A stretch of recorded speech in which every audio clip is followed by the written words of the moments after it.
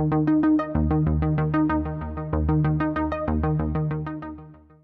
Friends, welcome to वेबसाउटर्स।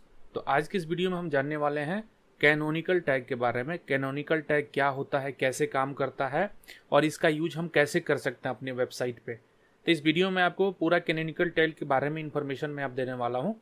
तो चलिए इस वीडियो को स्टार्ट करते हैं। तो देखिए, कैनोनिकल टैग बेसिकली इसका जो काम होता है, एक तरीके का एक टैग होता है। जैसे HTML में हम मेटा टैग लिखते हैं, अदर टैग लिखते हैं, उस तरीके से एक तरीके का ये टैग होता है। जैसे यहाँ पे आप स्क्रीन पे देख सकते हैं, लिंक REL कैनोनिकल और उसके बाद URL उस पेज का।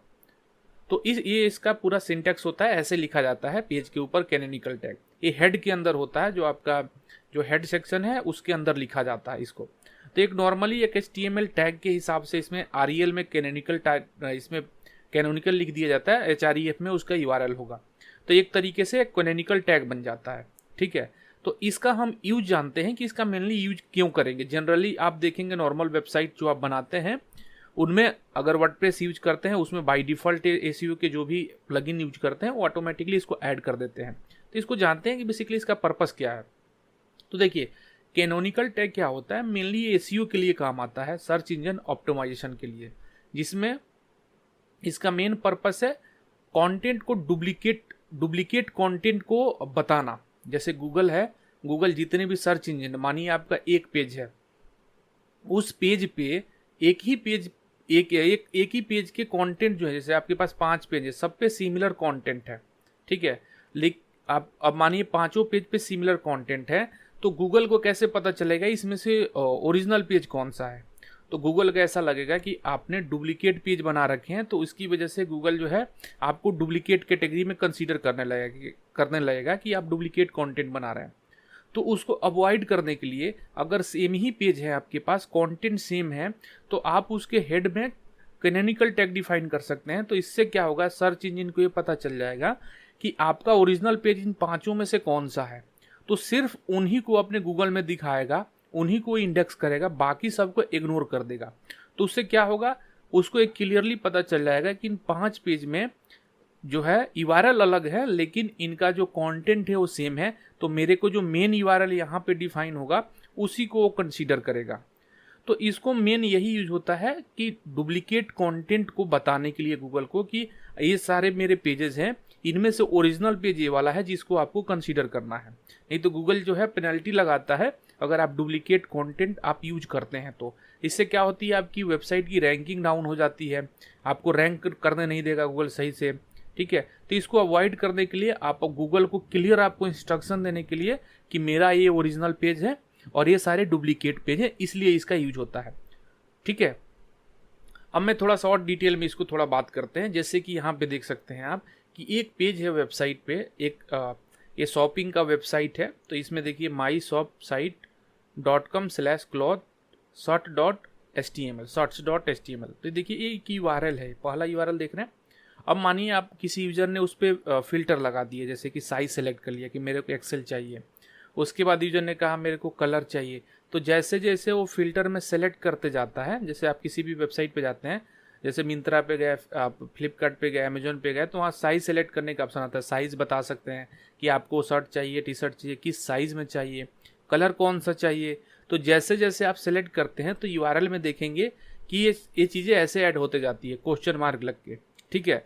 लेकिन ये सारे क्या हो गए, अलग अलग URLs हो गए। URLs तो सारे अलग हो गए, लेकिन गूगल को जब इन सारी URL के बारे में पता चलेगा तो गूगल कैसे पता करेगा कि इनमें से ओरिजिनल कौन सा है, ठीक है, जिनको मेरे को रैंक करना है, जिसको मेरे को गूगल में टॉप पे दिखाना है, ठीक है।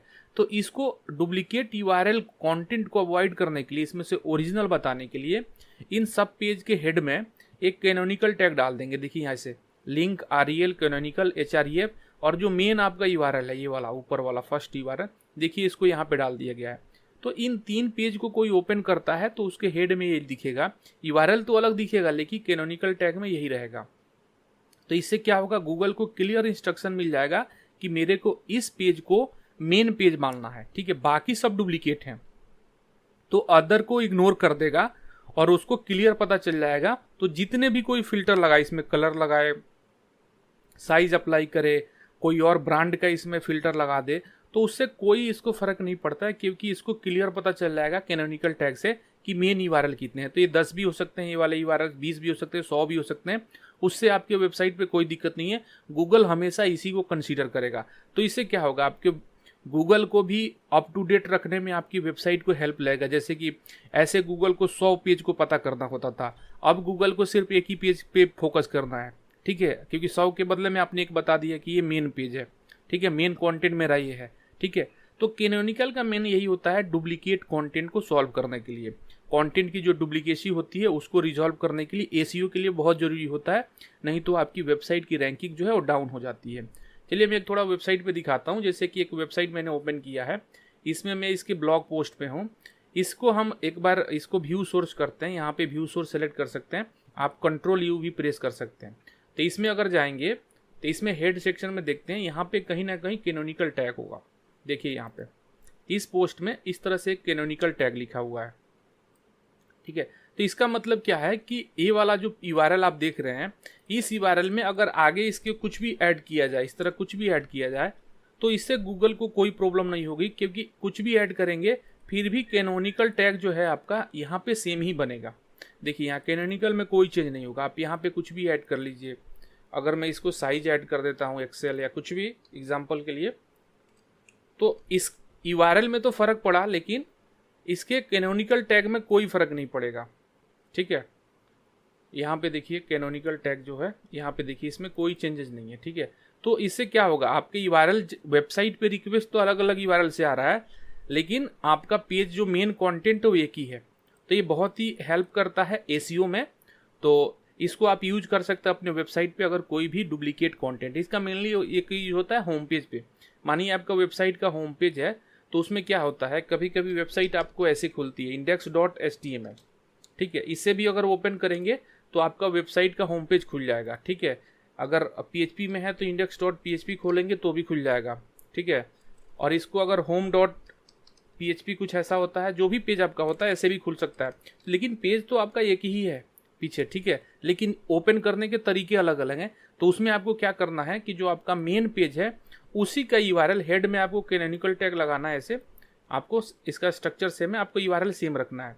तो आप इसमें मेन वेबसाइट का डोमेन दे सकते हैं कि आपका यहाँ तक यूआरएल दे सकते हैं, ताकि कोई भी हो यूआरएल सेम ही हो, ठीक है। तो ये हेल्प करेगा आपके लिए एसईओ में आपके वेबसाइट के रैंकिंग को इम्प्रूव करने के लिए। तो मैं ऐसा करता हूँ आपको वीडियो पसंद आया होगा। तो अगर वीडियो आपको पसंद आया तो चैनल को सब्सक्राइब करें, वीडियो को लाइक करें, कमेंट करके अपना फीडबैक देना ना भूलें। चलिए मैं आपसे अगली वीडियो मिलता हूँ, तब तक के लिए गुड बाय।